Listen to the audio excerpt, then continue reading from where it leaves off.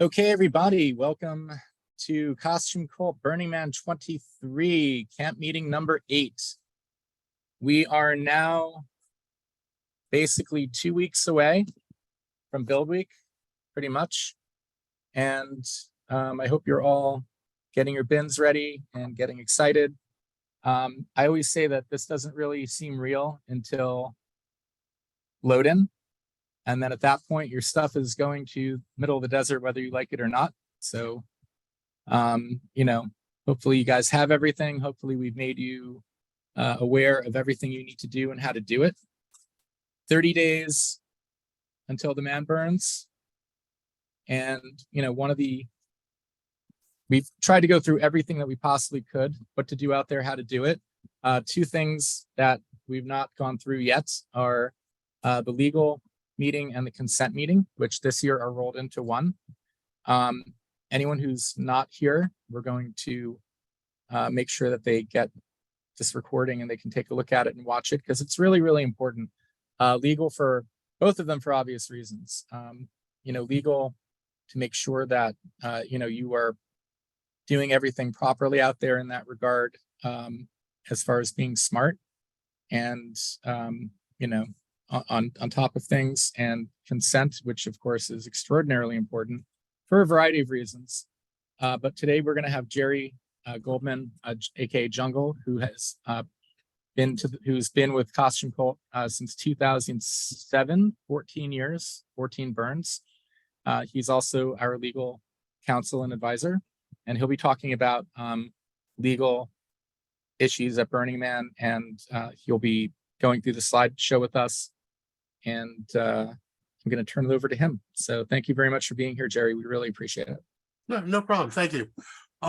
Whoever's doing the slides, just bring it up to the first one, please. Hey, hold on. There was a couple of other agenda Yep. points before we. Oh, right. Yep. So just real quick, we're going to be going through tickets, Build Week, camp shifts. Okay. This is very quick. Okay. Go for it, Maria. Yeah. Next slide, please. Oh. Next. Yeah. So do you have a ticket? Go back. You should all say yes. If you're done, I guess you're not going to Burning Man. You can go to the next slide, please. Okay, yeah. Did you pay your dues? You have a ticket? You updated your camper profile? Please, please, please, please, please get this going. If you are missing any of this, reach out to me or Joanne and we'll get you set up ASAP. And yeah, that's it for tickets. If you have extra, you can sell them outside of camp, but just make sure that you're covered, that you have yours on your own, and very secure place that you remember where it is, and your vehicle passes as well. Remember, once you get to Playa, you will have to cry literally blood to get a ticket at the box office. And you literally have to cry, and it has to be blood.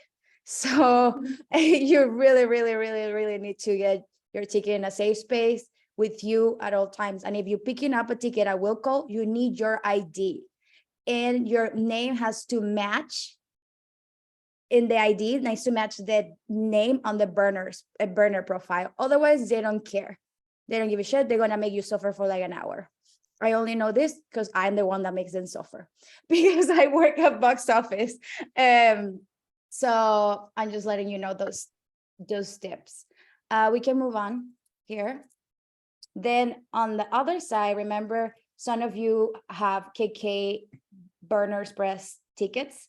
I mean, bus transfer. So if you have a will call ticket and you are in the KK bus ticket, but KK bus, you need to go pick up your ticket on Saturday morning at 9 in the morning at the airport. You need to be there before, because will call at the airport opens at 9, and you have to turn around to GSR. Just so you know, the GSR has free shuttle to the airport. So I'm giving you way too many clues and hints and tips. So plan this if you have will call tickets. If you don't have a ticket on hand, you won't be able to get on the bus. Okay, we can keep moving. Next, please. Okay, build. this is a few pointers. Next, please. Bill Weeks, FYI, all WEPs have been allocated. By WEPs, I mean work access passes. And this allows you to get to Playa early. And I will be sending out personally next week. They will all have my name, but you can use them. It doesn't matter. Last year, we were all Jean Harrison, all of us. And but this year, some of us are Korean, some of us have their own names. But I will be sending those, and you already know if you had it or not. For those that I put in a wait list, I will confirm next week. Then the next thing is like we have a Bill Week meeting this Wednesday. If you want to, if you were planning to arrive during Bill Week and you have your own WAP or whatever, and you haven't told us, you need to tell us now, because we have a runner show, we have plans, and we need to know who's coming. And we're meeting online. It's not on the calendar, so please let me know if you want to join, if I didn't invite you yet. And like we said previously, Bill Week is all hands on deck. We need everybody at all times until we open. So once you get to Playa, during Bill, arrive early, build your tent, drink water, and get to help right away. We need to build everything all at once. And also for those that are arriving Saturday, you're gonna have to, even though there's nothing scheduled and we didn't ask you to sign up for volunteering, that's the expectations. You arrive, put your things somewhere safe, and get to help. All right, we're gonna talk more about this in future, our last meeting, but just wanted to touch on this. Again, we said it before, no partying during Bill Week. We provide 3 meals, breakfast, lunch, and dinner. And like I said 30 seconds ago, arrive early, because if you arrive in the afternoon, you're not helping us that day. So please plan to arrive early so you can be helpful. We can move on.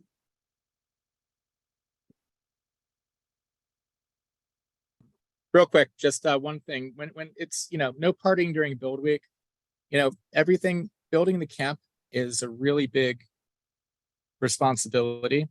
And it's just, there will be moments of levity, there'll be moments of fun. It's not completely like, it's not some sort of desert sweatshop, but it's also, other than the heat, but also, we're trying to get this done. We want everyone to have a really good burn and not have stuff bleed into Build Week, and making sure that everyone's kind of focused and doing what they need to be doing, and not like visiting the man or go wandering around the city. These work access passes are given to us because they trust that we're not going to be, sending almost 100 people into the city while it's being built. So that's just, just something to keep in mind. It's not just, whatever.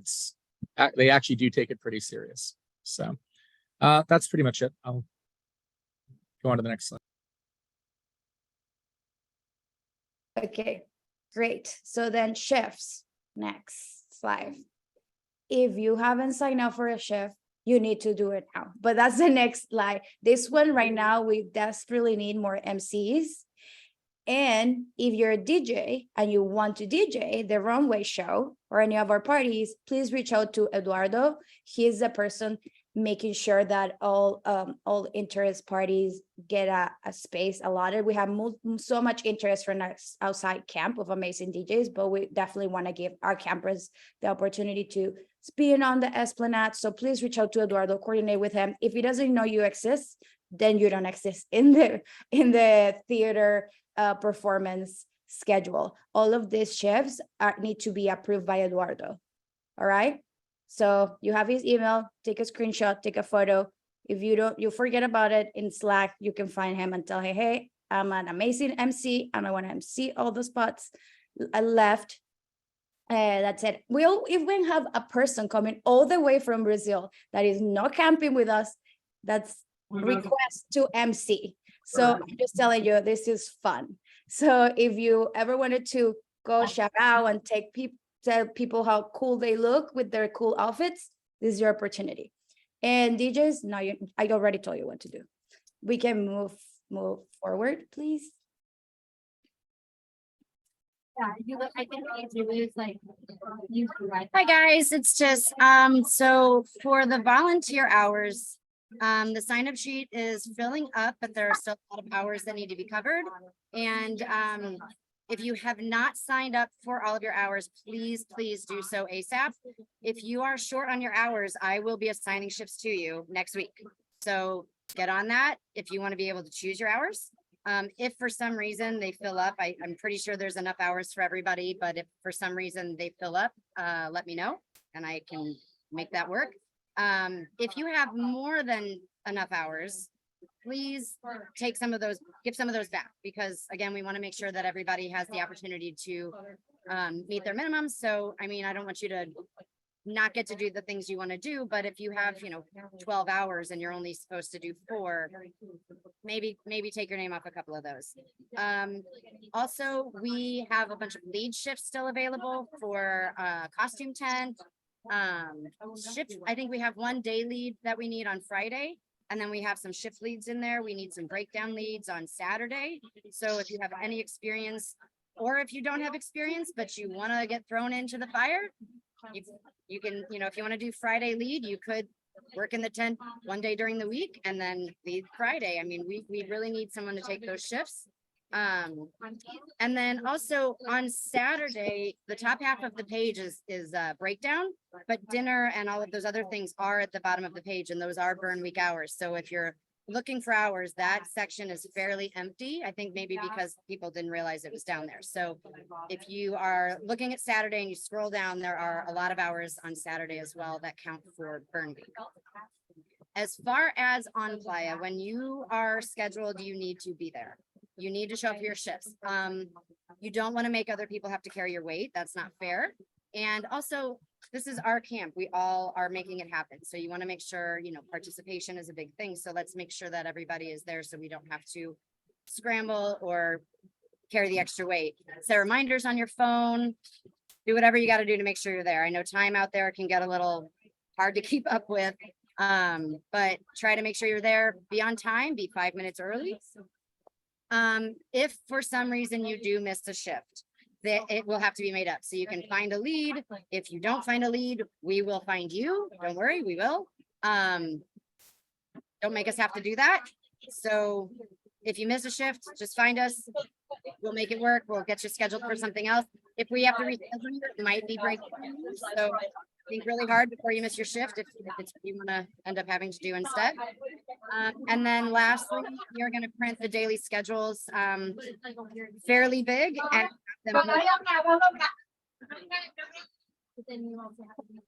sorry, is somebody else talking? It's all good. I muted them. Oh. So basically, we're going to post the daily schedules in Center Shade so that you'll also be able to look and see if you're working, if you don't remember what shift you have, although you should have those written down in your phone or somewhere. But yeah, so sign up for your shifts if you don't want me to assign them to you. And if you have any questions, reach out. All right. Thank you very much, Tess. Okay. Swag. Stuff we all get. We will be right now, the Costume Cult Liberty torches are available for purchase. Someone wants to put that link in chat. Way ahead of you, brother. Very good. Thank you, Jim. They are Maria or anybody, can you put that up on the presentation, the swag page? we didn't it's not in the, we didn't put a slide up for it, but Just swap out, just turn off the presentation and all right. Yeah, I mean, we'll all right, hang on.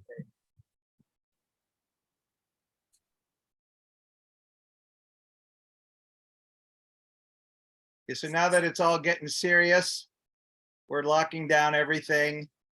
For those who haven't camped with us before, every year we come up with a pendant that is meant to be a gift to the community.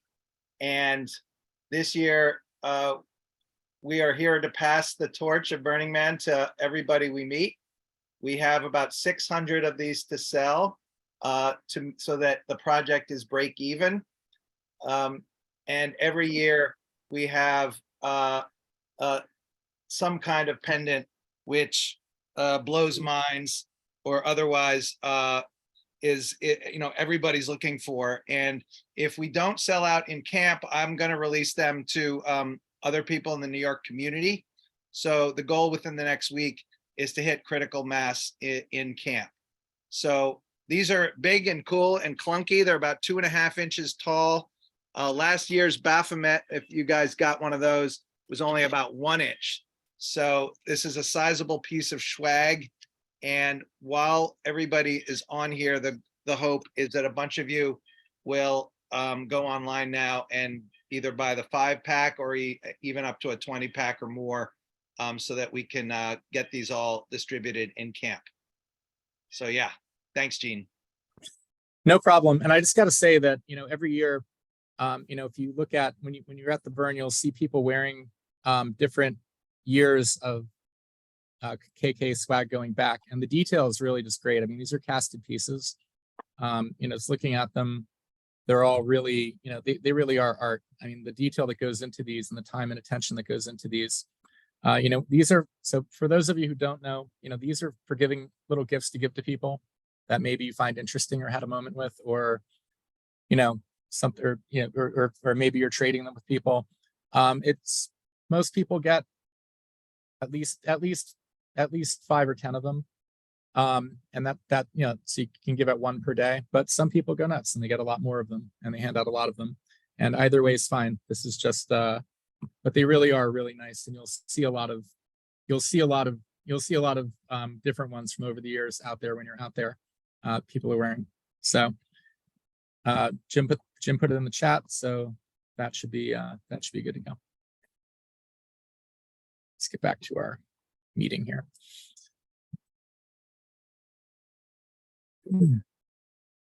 Okay, that covers the swag. Container update.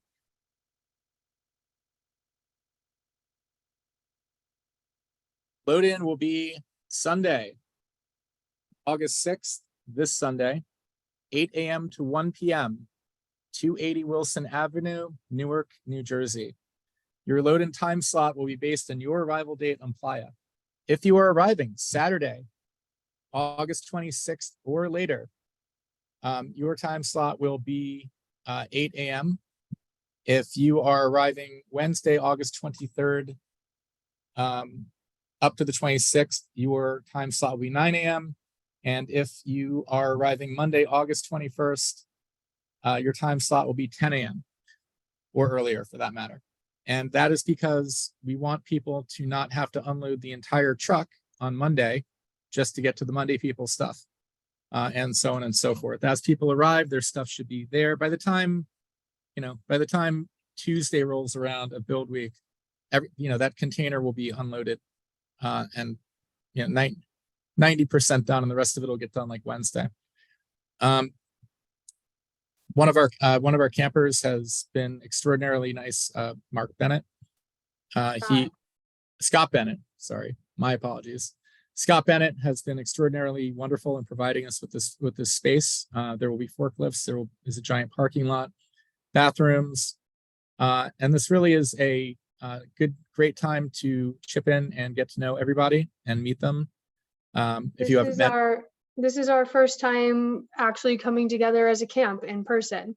This is the first time that we'll be working together as a camp and really communing for the first time. This is going to be our first major effort together. Container's a lot of fun because everybody's put a lot of effort going into this day, and this really starts to make Burning Man feel real because this is our first major thing that we're doing together. As Gene has mentioned, Scott was nice enough to lend us his place of business. I kind of wanted to review a little bit what that looks like when you pull up with your vehicle. If you come off of Wilson Avenue that you can see in the map, and what you're supposed to do is drive all the way to the end, and where you see the little blue square, that's going to be our staging area. So you'll pull your car up to there. Quickly remove your bins from your car or your van or whatever vehicle you have, and then you'll turn around and go back to the parking lot and park and then you can walk back over to the staging area, and that yellow line will be your check-in. That's where myself and a bunch of volunteers will greet you, and we'll just be checking the list to make sure what you brought is what is on our list. We're very tight. There's no room for overage, so we have to make sure that we're staying on top of that. And once you get through check-in, those little orange boxes behind the yellow line, that represents the camper stuff for staging. And you will be directed which pile to put your stuff in. And after that, you can go over to the green and red areas and possibly the orange, and start loading up the container.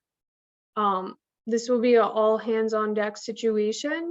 I ask that all campers plan on spending a total of a minimum of 2 hours helping us get this all done.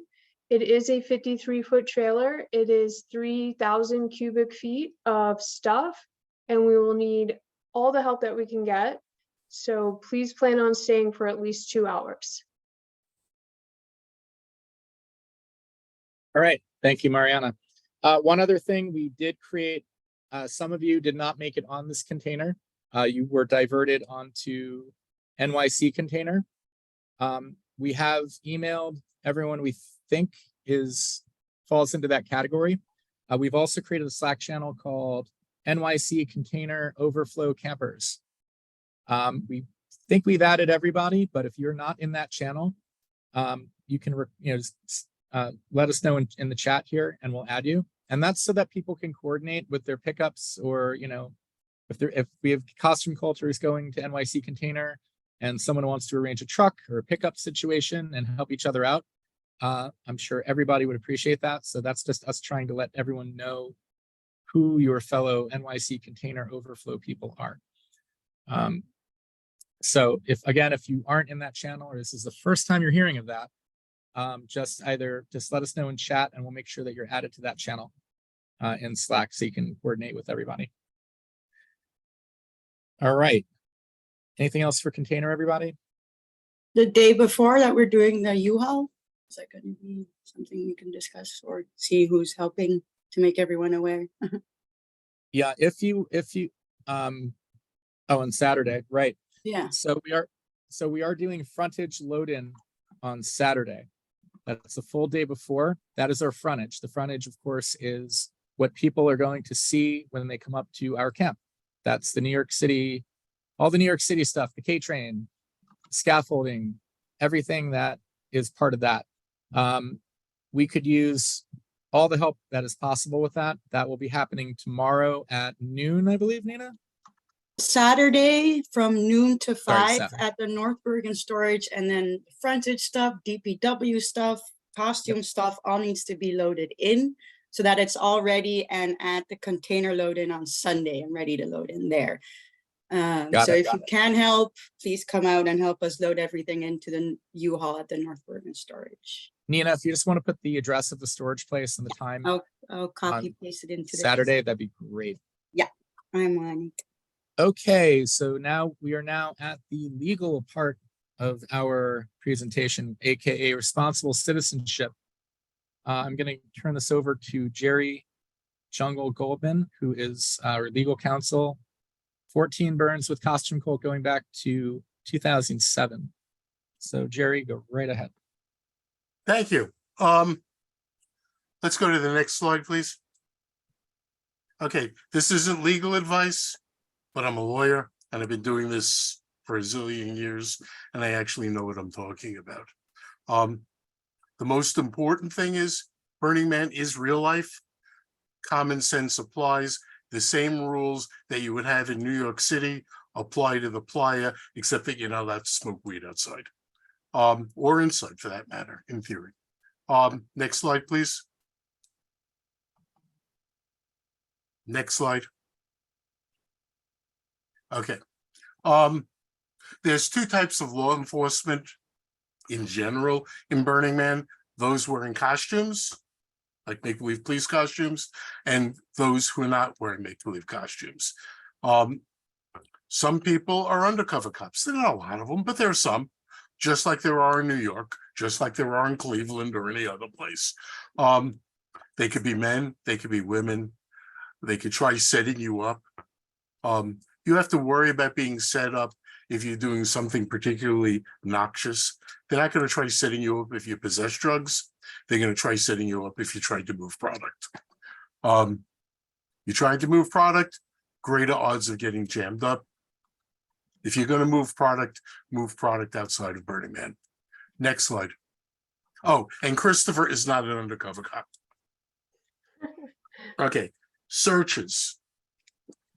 Same rules apply at Burning Man around every place else. If a cop wants to search you, the answer is no. You be polite.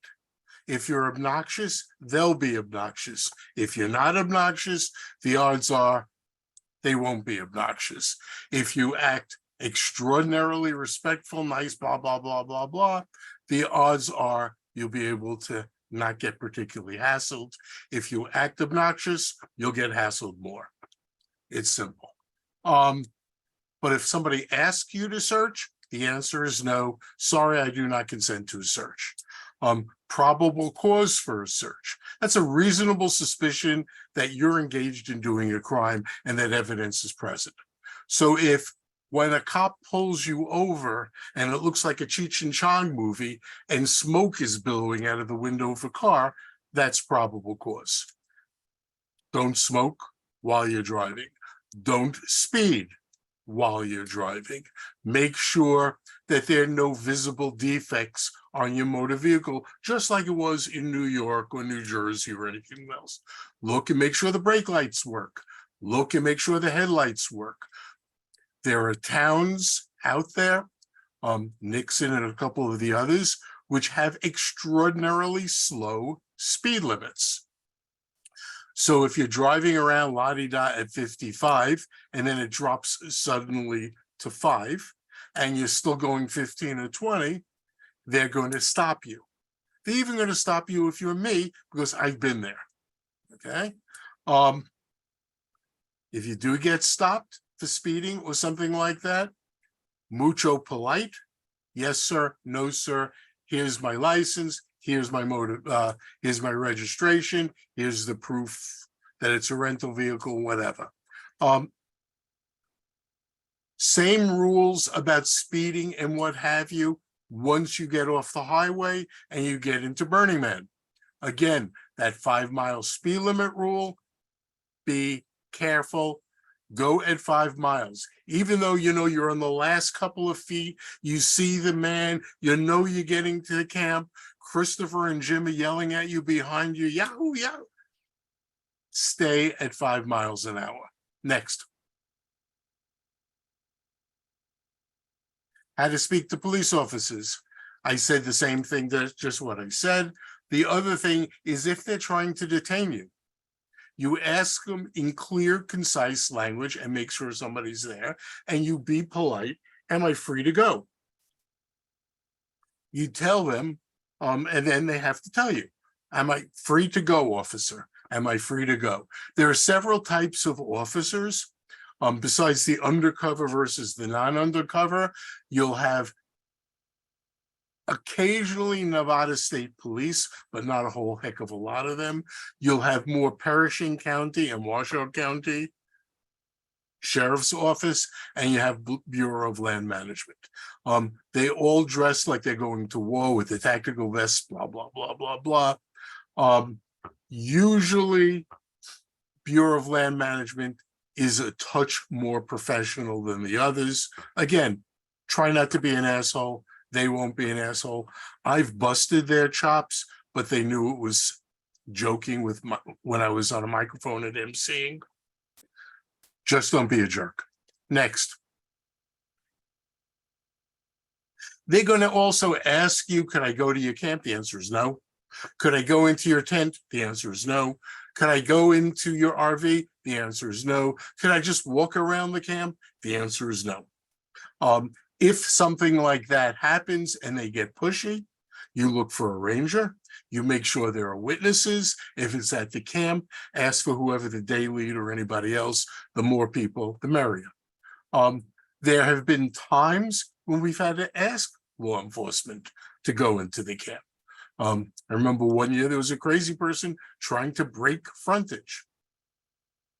Person was a crazy person. We had somebody who assaulted somebody. We needed law enforcement. Drugs.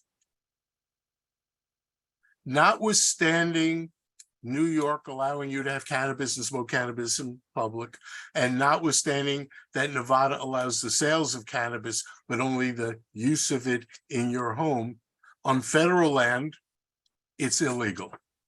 Are they going to arrest you? If you give them a hard time, they'll arrest you. Otherwise, they're going to give you a summons. If you light up and smoke a joint and people could smell it, probable cause. So don't walk around smoking a joint like somebody could do in 2007. Problem. Edibles. Don't hand somebody a joint. Handing a joint is technically a sale, even if it's for free. So if it's a hottie next to you, hot guy, hot woman, hot both of them, and you're handing somebody a joint, that could be a cop. Don't do it unless you know them.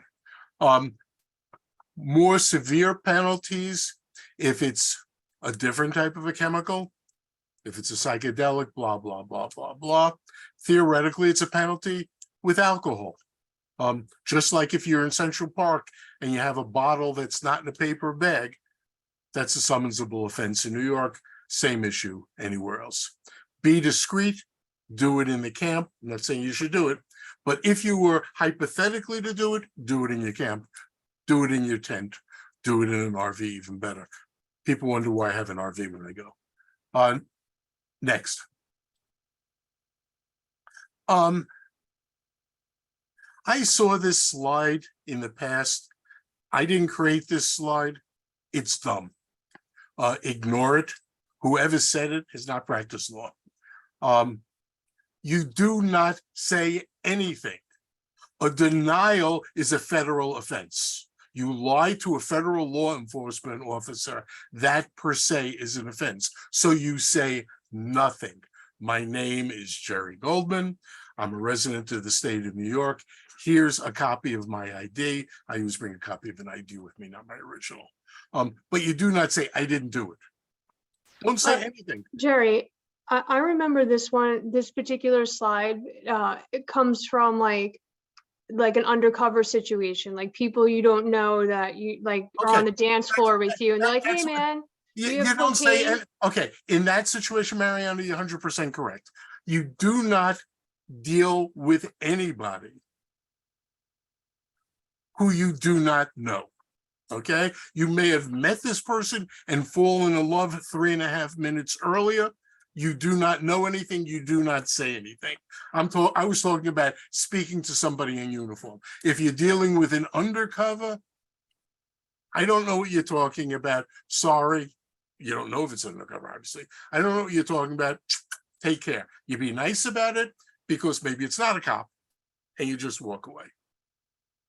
Thank you, Mariana. And I miss you. Next. Okay, we talked about cannabis. Remember, you may be in Reno. Similar rules apply. The law in Nevada right now, they're working on getting consumption lounges, but they don't. Feel free to purchase at a dispensary. They have great dispensaries in Reno.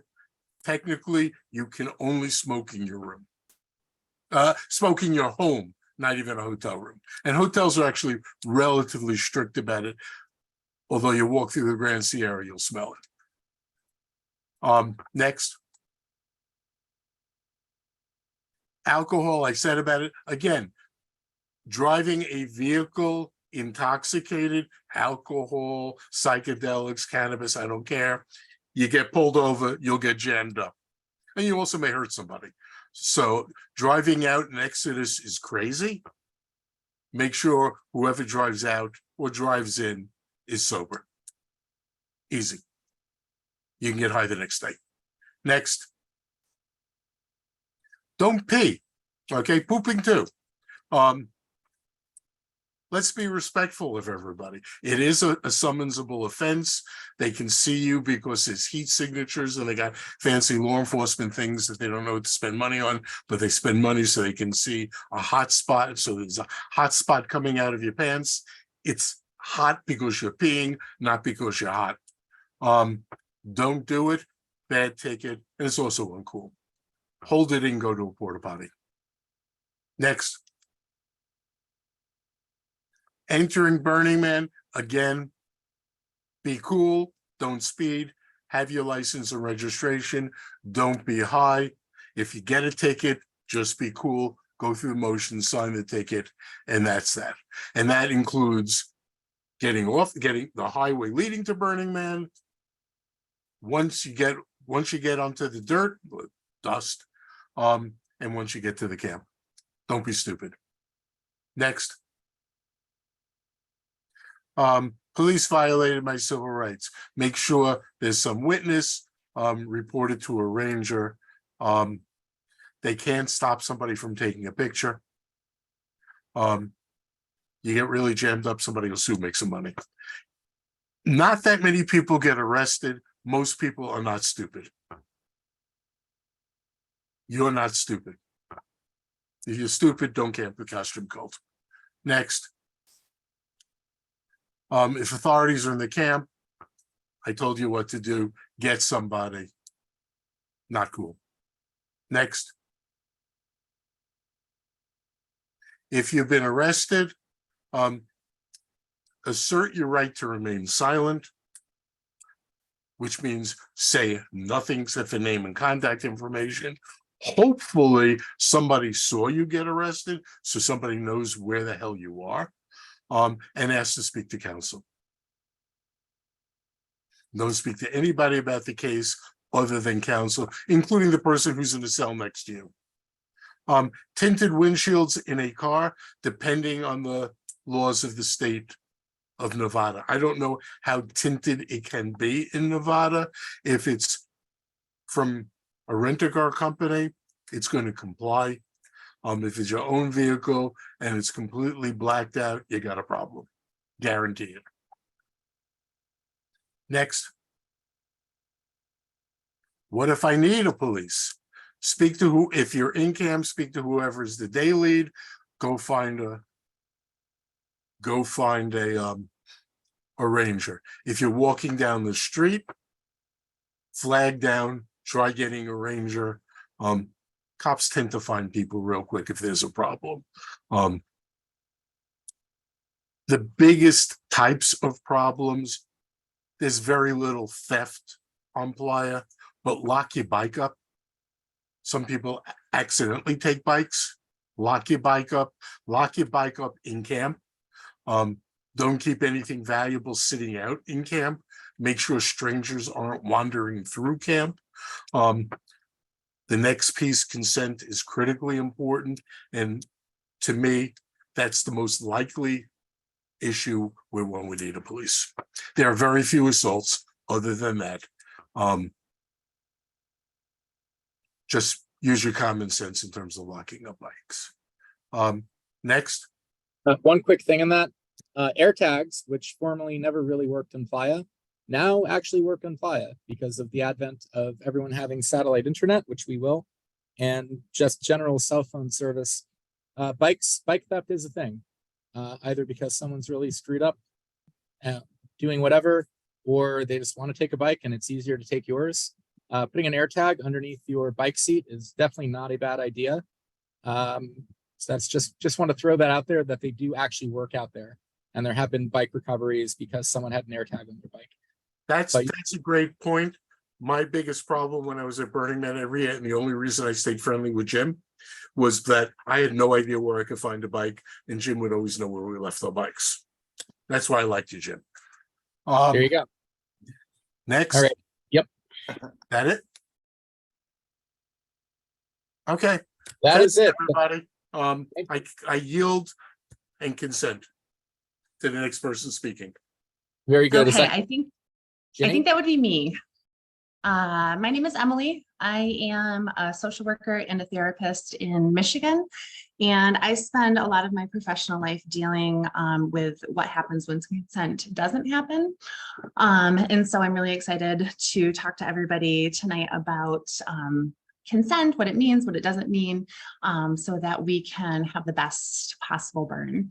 So we've spent months and months and months having meetings like these, having work days, making spreadsheets, making lists, all to figure out how 153 of us costume cultures can create a home within a city of 80,000 people. So we're going to be coming together from all over the world to create and experiment and test our limits, and most importantly, look out for each other, because none of the magic can happen if we are not, every single one of us, looking out for each other. So tonight we're going to spend a little bit of time talking about consent. If you're new to the Burning Man community, this might be the first time that you've heard a formal discussion or presentation about consent, so welcome aboard. In Burning Man communities, we tend to think of consent or refer to consent as the 11th principle. I think at some point it will probably become an official 11th principle, although there's some folks that call it principle 0 because it is such a building block and the foundation upon which all of the other principles, the entire burn, all of our experiences is built. So if you guys take only one thing away from tonight's presentation, it's that at Costume Cult, our standard of consent is, if it's not a hell yes, it's a no. So hell yes, heck yeah, pretty please, anything that's an enthusiastic, affirmative yes is consent. Anything else is not. Next slide, please.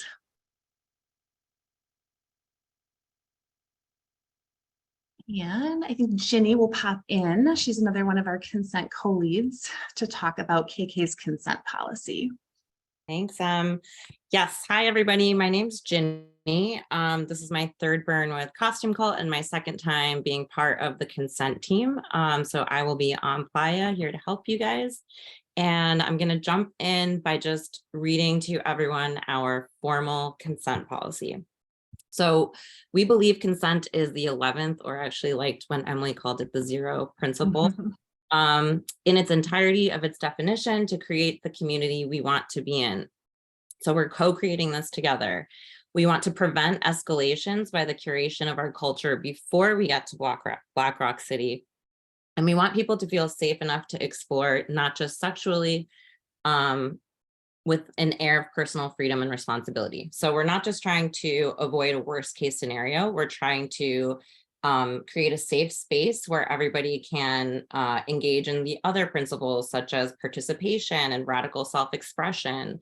So don't think of us as the fun police, think of us as your allies and everyone having the most fun that we all can in Black Rock City.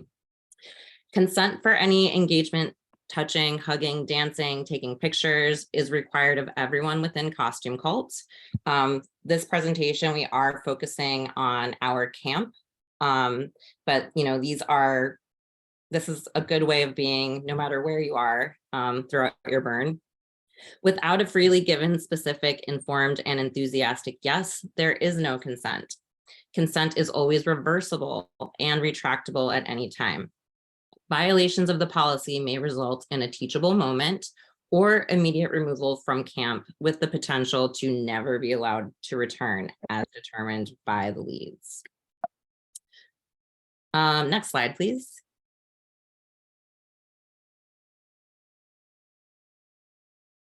Okay, thank you. So what does consent mean? Again, just another way of phrasing this. Consent is permission for something to happen or an agreement to do something.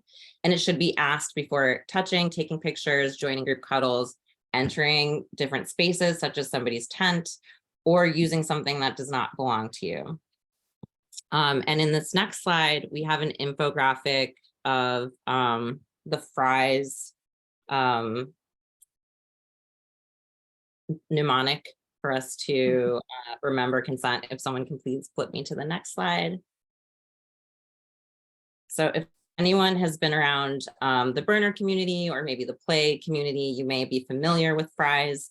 So the F stands for freely given. So saying yes without pressure or manipulation.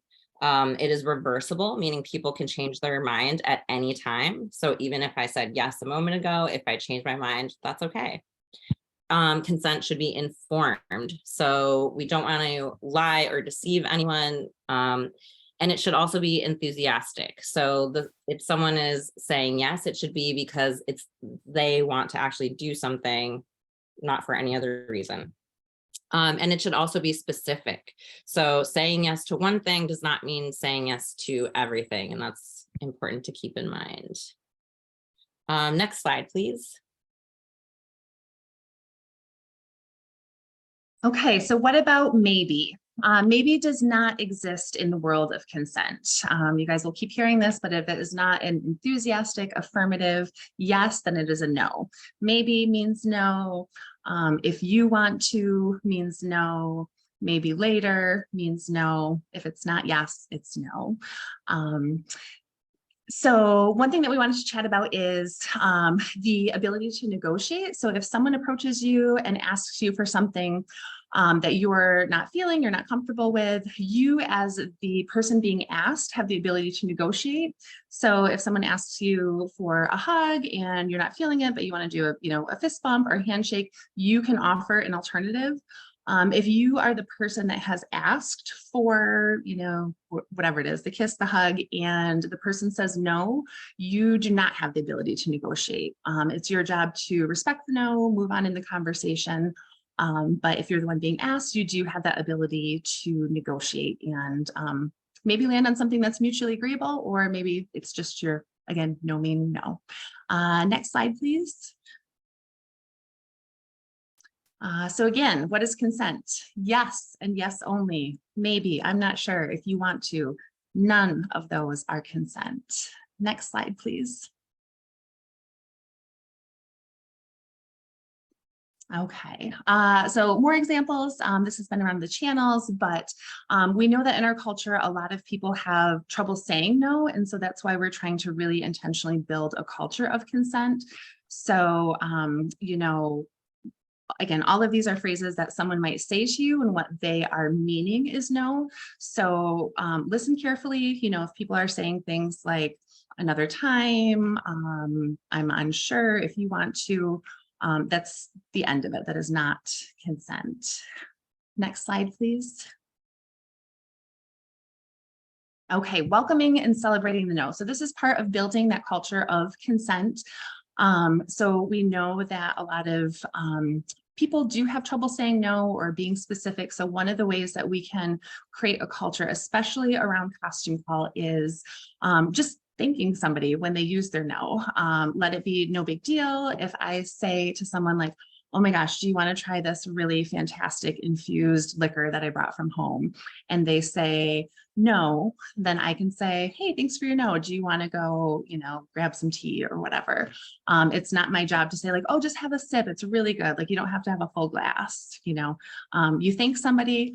I promise you that it will instantly increase your sex appeal by like 75% if you are someone that is known for welcoming the no. People are going to feel more comfortable engaging with you on various levels if you are someone that demonstrates over and over again that you can gracefully take a no, and that you're somebody that will welcome other people's boundaries. Next slide, please. Okay, so how do we know if we're doing it right?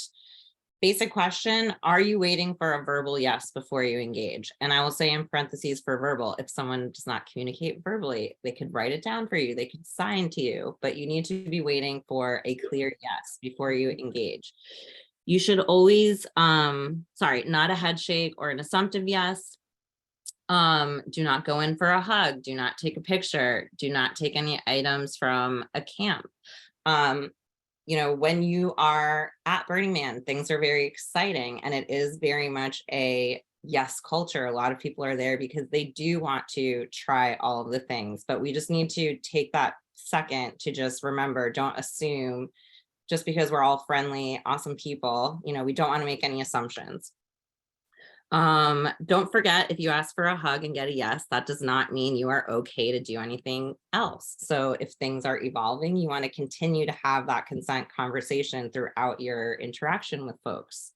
If someone says yes to a hug, don't also give them a kiss on the cheek. And this may sound to some people, if you've never talked about this, it might sound like we're being, splitting hairs, but what a shoulder tap to one person might be meaningless to another person. It could ruin their whole day. So just be aware and kind of lead with communication. Okay, and yes, you do need a yes for any and all contact or interactions. Next slide, please. Okay, so is this person in a place to give consent? We've already discussed that at Costume Call, we don't do drugs, we don't know people that do, but maybe some of us are gonna have some cocktails, we're gonna, have some alcohol, whatnot. It is very important, if there are going to be any type of substances involved, that consent is especially clear and elevated. If you're going to be spending time with a new somebody for the night and you're planning on having some cocktails, have the conversation before you hit the bar. There is a difference between somebody feeling buzzed, feeling good, catching a groove, whatnot, and being intoxicated. So, to say that somebody needs to be 100% sober to give consent is not probably just realistic. But when we are engaging with somebody else, especially if they're a newer connection, we have to, once again, be hyper vigilant about consent.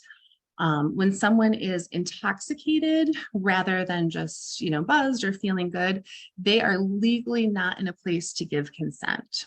So if somebody is slurring their words or you're having a hard time understanding them, if they are having trouble standing upright or walking, if they seem really forgetful all of a sudden and can't keep track of what's happening moment to moment, all of those are indicators that they are too intoxicated to give consent.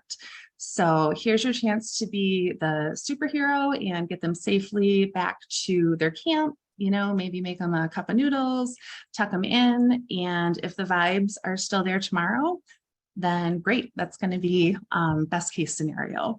But other indicators of people being too intoxicated to give consent, if they're making comments like they're feeling dizzy or the room is spinning. A really clear one is just somebody saying like, oh, I'm really fucked up. Like, oh, I'm really drunk, I'm really whatever. If they are verbally communicating that they are like, whew, in another place, not able to give consent. Next slide, please.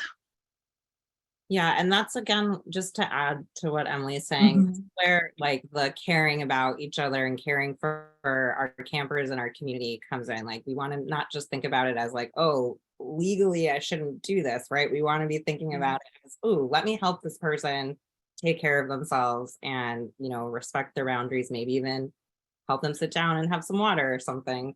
But it's all about us caring for one another. Yeah, great point. So this slide just kind of summarizes some of that. We'll have some in the channels for your reference too, leading up to the burn.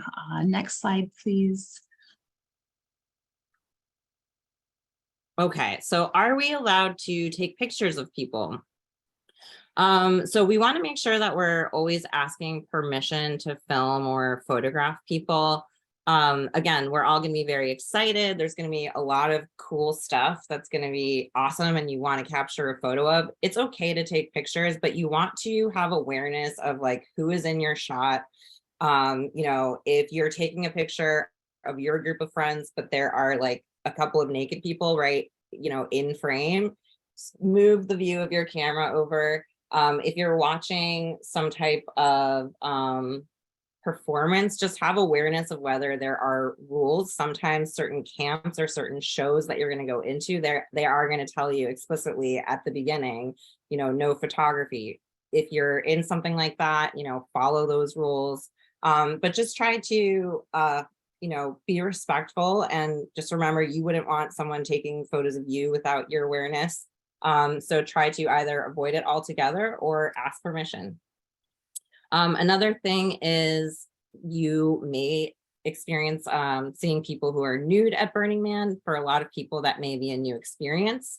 Please don't just stare or gawk at people. And if you do want to give someone a compliment, ask if they'd like a compliment before offering one. And if they say yes, try to make it about something they chose for themselves. So an example would be, your costume is so creative, or your boots remind me of my favorite anime character. Don't lead with like comments about people's body or things like that. Yeah, nobody wants to hear nice tits or nice ass on playa. That's not like a good opening line to go try and meet somebody new. Yeah, engage them in ways that aren't gonna, draw attention to their experience of just being free and nude and existing on playa. Get a little creative. Next slide, please. Okay, so although we hope it doesn't happen, let's talk about what to do if you feel like your consent has been violated on playa. So there are a variety of resources. We have a consent team at Costume Cult who you'll get to meet here momentarily. You are able to access any one of us at any time throughout the burn. You can come up to us, ask to speak to us. If you're having a hard time finding one of us, there will be a number of ways to get a hold of us. So we will have a QR code posters in the portos and the pods, just like last year. So with this Starlink connectivity, you're able to scan the QR code, make a report via a Google form, and a team member will be able to follow up with you. We're also going to have, again, a physical Dropbox on playa with some paper forms. So that will be checked twice daily. So if you put a report in there within about 12 hours or so, someone should be following up with you. If you're feeling like you're needing more immediate assistance and you're not able to find one of the consent crew members or a team lead, there are lots of other resources available on playa. Next slide, please. Can I just add one thought on that too? Yes, please do. I just wanted to mention also that anything that is reported to us, the person who reports it is largely going to drive what type of support we're going to provide. So I just want you guys to also know that if you bring something to us and you just want to be heard, but you don't want to do anything further than that, there are levels and different options of what we can do. So don't hesitate to reach out for any reason. We're here to be a safe space for everybody. Yeah, Jenny, that's a really great clarification, that if someone is reporting, that we're going to be looking to that person for guidance about what they would like the next steps to be. So do they want our help having a mediated conversation with that person where we very clearly talk about boundaries and the expectations moving forward? Maybe that person wants space for the rest of the burn. And so we're just, kind of communicating the need for that. But yeah, there's not one set consequence to what happens. Much of it will be driven by what the person reporting is needing in that moment. Okay, so the On Playa consent team for 2023, myself and Ginny, we've had a chance to meet. Talia, are you on the call and able to hop on to say hi real quick? All right, and if not, Terry, are you around to introduce yourself? Hi everybody. Good afternoon. I'm Terry, and I'm also on the consent team. I'll be coming down to Florida to join you guys at Black Rock. Why did I join the consent team? Well, after I was accepted as a KK camper, I was looking around for a volunteer job, and I was told the consent team was in need of members, and I was pointed to the team lead. Having some brief concept experience, I saw an opportunity to not only volunteer, but also, more importantly, to help our KK camper family and other burners enjoy a safe and comfortable environment. Everybody knows that Black Rock City is a large, diverse, multi-day, around-the-clock event. It presents a very challenging social environment. The possibility of consent conflict is real, but hopefully nobody needs to use us. And it's important that everybody that needs to come forward knows that we'll be there to accept consent complaints. They will be listened to and taken seriously, and that we can assist. And if anybody so desires, be pointed to the resources that they may need. So let's be safe, have fun, have a great burn, and let's bring back home some good memories. Thank you. Thanks, Terry. Yeah, I couldn't have said it better myself. Awesome. We are. Oh, okay, yeah, go for it. Hi guys, I'm Talia. I joined Consent Team basically from the start. Consent's been something that I'm passionate about in my real life. Like Ginny said, a lot of us who go to like play parties or cuddle parties, we use consent regularly. I have a lot of friends, unfortunately, who have also had consent violations in my life, and some while they were intoxicated. So my biggest thing is to be able to be a support for people who are in uncomfortable situations or who have difficulty saying no. Come and hang out with me. We will definitely get you to say no by the end of a few hours together. But it's just to make sure that. Oh no, I think we might have lost her. All right, maybe she'll pop back on if she reconnects, but I think so one more note about the consent team, we still are having room for a few more members. There would be some training involved prior to arrival on Playa, but if you feel like you have the passion and the capacity to join the team, please reach out to anybody here on the screen. Soon, because again, we have to kind of get things solidified and make sure that everyone has the knowledge to do the job effectively. Okay, next slide, please. All right. Oh, is this? I think this is me. Okay. All right, so the consent team at Costume Cult is one way to find help. There are lots of other ways on Playa. So Bed Camp is a camp dedicated specifically to consent education, the prevention of consent violations, assaults, things like that. We will have their physical address on a poster, which will be located in Center Shade and is going to list all of the locations of the other places to find help on Playa. But Bed Camp would be one of them. They also have representatives or beducators and many, many camps around the Playa. So if you're somewhere randomly and you're at a camp and you're having an experience that you're not enjoying, you can ask that camp if they have a beducator, and chances are they might. There's hundreds of them on Playa. So that would be one place to find additional help. That would also be a great avenue if you're feeling uncomfortable connecting with somebody from Costume Cult for whatever reason. You know, we're one of the avenues to seek help, but we're not the only one. Rangers are available. There are ranger stations throughout Playa. Again, we'll have the addresses of all of those on where to find help poster in Center Shade. You can also find rangers walking around. They wear khaki. They're often in pairs. They are available to help you with whatever you need. There is a survivor advocacy center and crisis intervention team on Playa. It's staffed exclusively by people that have experienced sexual assault themselves. And so this is the team where the most serious of assaults, they would be who we would be referring to should that happen at camp. But they're part of the medical services team. If you needed to access them, you would go to medical and they would get you connected to them. The final one on here is Zendo Project. So primarily Zendo Project is a space to provide support for psychedelic experiences. It's not the only thing they do though. They have a volunteer staff that is there to provide whatever kind of support is needed in the moment. So maybe you're just having a really difficult portion of your burn and you need, you know, to kind of like vent and process with somebody that's neutral and not involved. Zendo Project is a great place.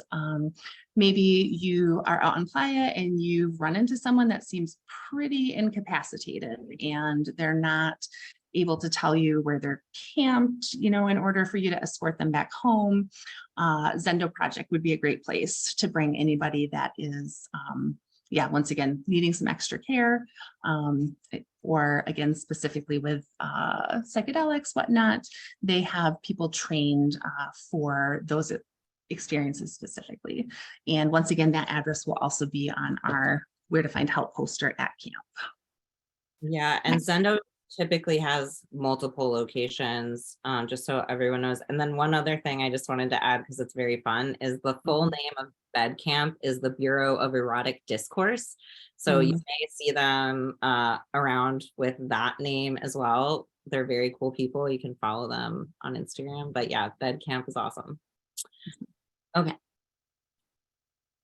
Next slide. Okay. So what do we do if someone reports that we have violated their consent? So my guess is that every single one of us on the call is assuming that we will not be the ones reported against, right? No one goes to the burn. Well, I hope not. But we do need to talk about what happens if someone makes a report against you. The first thing that we would advise is simply to pause, to take a deep breath.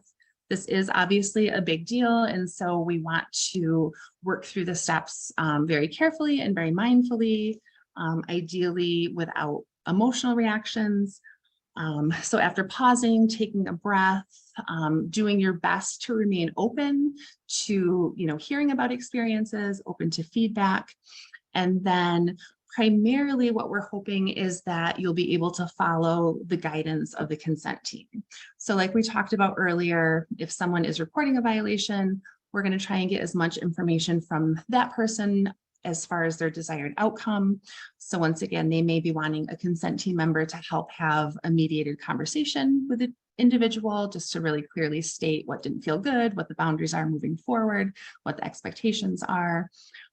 They may be asking for space from you. So you may be approached by consent team members that ask you to give, a certain person distance, not to engage in small talk, anything like that. For various serious violations, you could be asked to leave. We really don't anticipate or expect that. But I think it's always good to talk about like the what ifs. Again, we're 153 people. Nobody's walking onto playa thinking that this, maybe is going to happen to them. But we all have a little bit now of education tucked in our mind about what to do if that does happen. So we have a final video for you guys that will hopefully sum this all up, and then we'll spend a few minutes on questions.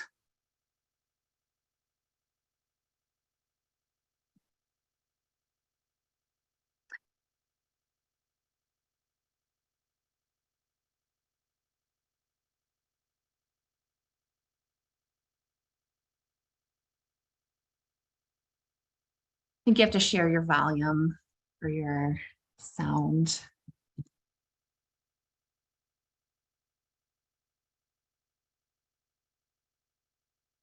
What am I doing? Yeah, it's not working for some reason. Hang on. Yeah, I wasn't able to hear sound. I think you have to specifically share sound. Yes, here we go. I think I got it.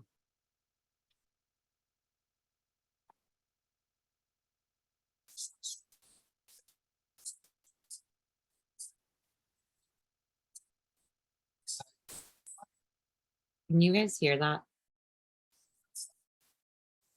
No. No. Yep. One moment. Technology. Everybody. Thanks, Jean. No worries.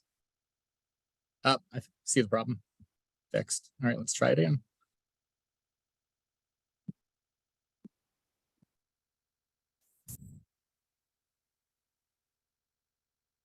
If you're still struggling with consent, just imagine instead of initiating sex, you're making them a cup of tea. You say, hey, would you like a cup of tea? And they go, oh my God, fuck yes, I would fucking love a cup of tea. Thank you. Then you know they want a cup of tea. If you say, hey, would you like a cup of tea? And they're like, I'm not really sure. Then you could make them a cup of tea or not, but be aware they might not drink it. And if they don't drink it, then, and this is the important part, don't make them drink it. Just because you made it doesn't mean you are entitled to watch them drink it. And if they say no thank you, then don't make them tea at all. Just don't make them tea. Don't make them drink tea. Don't get annoyed at them for not wanting tea. They just don't want tea, okay? They might say, yes, please, that's kind of you. And then when the tea arrives, they actually don't want the tea at all. Sure, that's kind of annoying as you've gone to all the effort of making the tea, but they remain under no obligation to drink the tea. They did want tea, now they don't. Some people change their mind in the time that it takes to boil the kettle, brew the tea, and add the milk. And it's okay for people to change their mind. And you are still not entitled to watch them drink it. And if they're unconscious, don't make them tea. Unconscious people don't want tea. And they can't answer the question, do you want tea? Because they're unconscious. Okay, maybe they were conscious when you asked them if they wanted tea. And they said yes. But in the time it took you to boil the kettle, brew the tea, and add the milk, they are now unconscious. You should just put the tea down. Make sure the unconscious person is safe. And this is the important part again. Don't make them drink the tea. They said yes then, sure, but unconscious people don't want tea. If someone said yes to tea, started drinking it, and then passed out before they'd finished it, don't keep on pouring it down their throat. Take the tea away. Make sure they're safe, because unconscious people don't want tea. Trust me on this. If someone said yes to tea around your house last Saturday, that doesn't mean they want you to make them tea all the time. They don't want you to come around to their place unexpectedly and make them tea and force them to drink it going, but you wanted tea last week. Or to wake up to find you pouring tea down their throat going, but you wanted tea last night.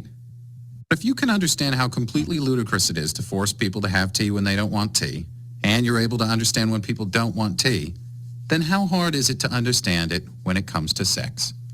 Whether it's tea or sex, consent is everything. And on that note, I'm going to go make myself a cup of tea.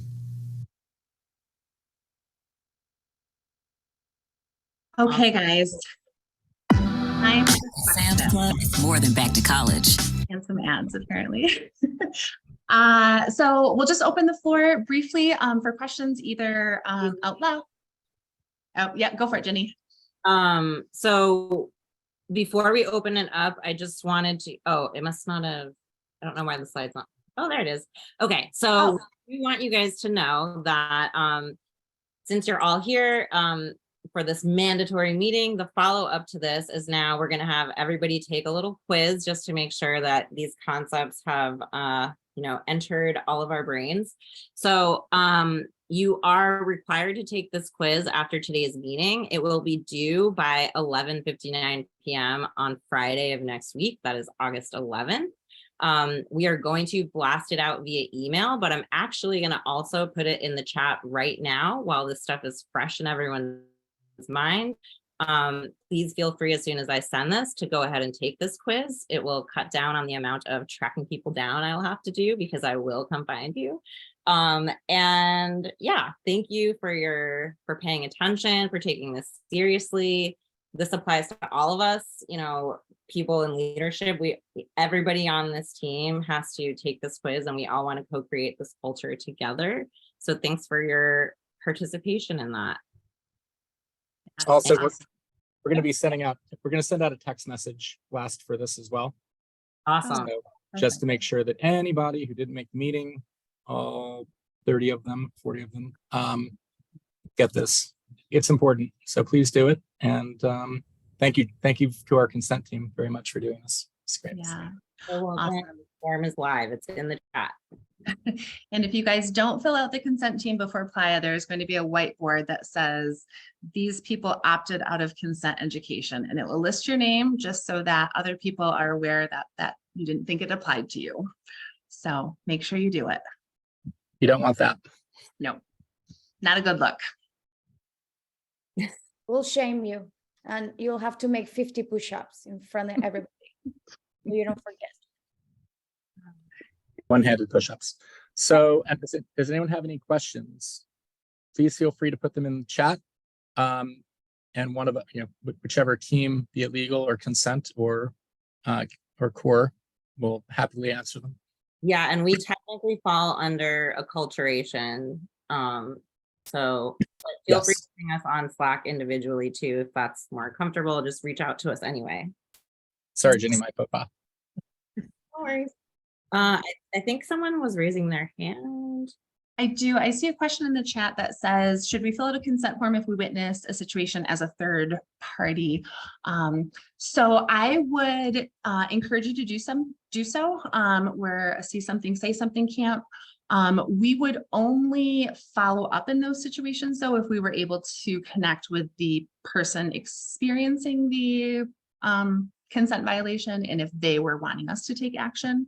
But it is good for us to still be aware of those situations. And it's also a good opportunity for anybody, any one of us that's, watching something go down that you're curious about.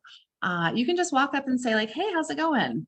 And if somebody is looking for an excuse to get out of that conversation or interaction, they're gonna, 9 times out of 10, take that. Or, there's a way to diffuse it. So yeah, reporting it to us is definitely encouraged and welcome. We would also encourage and welcome everyone to take an active, intervention or bystander intervention, I think is what the training would specifically be. But yeah, if something is looking uncomfortable, you could also be the one to help a campmate out. All right, if there's no other questions, I think we can move on to the next item. Oh, it gave the name is giving you a wrong answer. Thanks for letting me know that. I will fix that right now. That should not be happening. Thank you. It was mostly a joke, but Oh, yes, it does say that your name is wrong. okay. I don't Right. like not getting a 10 out of 10 on a quiz. I hate that for you. I'm so sorry. I'm gonna fix that. All right, everybody. So that's pretty much our consent and legal presentation for this meeting. We're now going to open up for general questions. Anything that you want to know about load-in, about anything randomly that you think you need to know before this weekend or before the next meeting, please feel free to ask. We'll just give that a couple of minutes, and we are happy to answer them. And not non-consent, you can ask whatever you want, but any question you might have right now.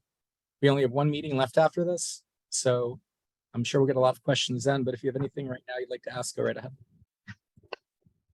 Okay, I saw a question about the bikes at camp. So, and then when is the next meeting? Our next meeting is August 15th. That's the last one where that's their last chance to ask anything. With the rental bikes, where will they be available? They are being delivered to our camp in conjunction to all their camps. We are all sharing one container. And right now I'm with Veronica making the tags for these bikes. So we need to we're still figuring out a way to do the check-in and check-out as smooth and easy as possible. We don't want this to fall in only one person's shoulders, just because everybody arrives to play at different times and everybody needs access to the bikes.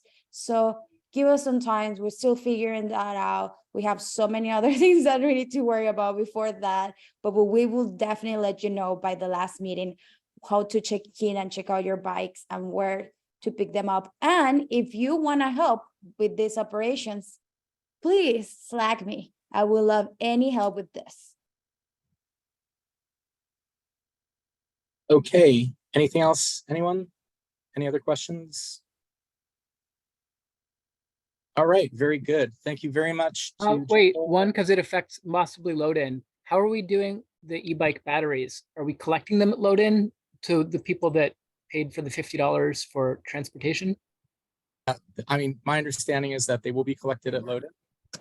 Yes, that's correct. That's correct, Gene. The same lists will apply for the people that bought the battery service. And we have Veronica and Scott that are both driving across the country with the batteries. We are making a battery bag mandatory this year. So just to really prevent any risk of fire or things exploding and stuff like that. So you have to procure a proper battery bag and just bring it into to the container load-in. Thanks. All right. Hey, Jane, can I say something real quick? For those DJs and MCs that have said that they are interested on doing any shifts at all, and you have not emailed me and put your name on the list, just please know that I need for you to send me an email, because you will be receiving some information from me in the next few days. And if you have not sent me an email with your 2 preferred dates and times for shifts, your name will be taken out of the list. So please, please, please send me the emails if you are interested in the shift, and then we'll accommodate everybody as soon as we can. But I need to have everybody send the email first. Right. And if you're interested in emceeing, you know, you have a quick wit, sparkling personality, you like having your voice heard by hundreds and hundreds of people, if not thousands, on Esplanade at Burning Man, well, you might be an MC. But we need you to engage with Eduardo and let him know that you want to be an MC, and know that you're comfortable being on the mic, and that that's something you really want to do. And we would love to have you. So just reach out via chat, via email, via Slack, and that could be your next career on Playa. Thank you. Thank you.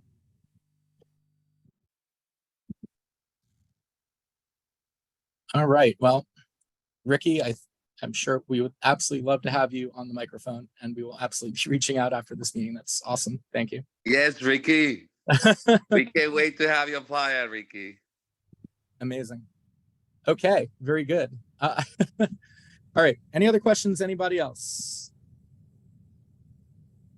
All right. In that case, thank you all for joining our consent and legal meeting. We are now concluded. Have a wonderful evening, and we will see you all this weekend. Thank you. Thank you, everybody. Have a good day. Thank you, Jungle and Consent team. Thanks. Bye.